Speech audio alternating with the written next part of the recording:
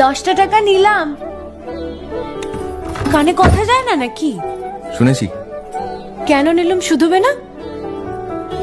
শুধিয়েছি কখনো? আমি যদি 10টা টাকা উড়িয়ে দিই? দেবে?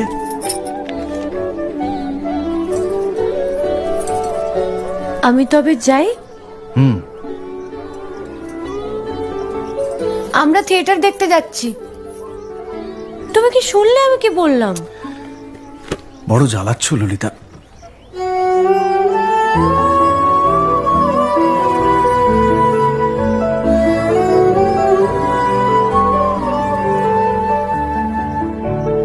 কি হয়েছে? আমরা সবাই থিয়েটার দেখতে যাচ্ছি। আমরা বলতে? আমি, কালী, চারু। চারুকে চেনো?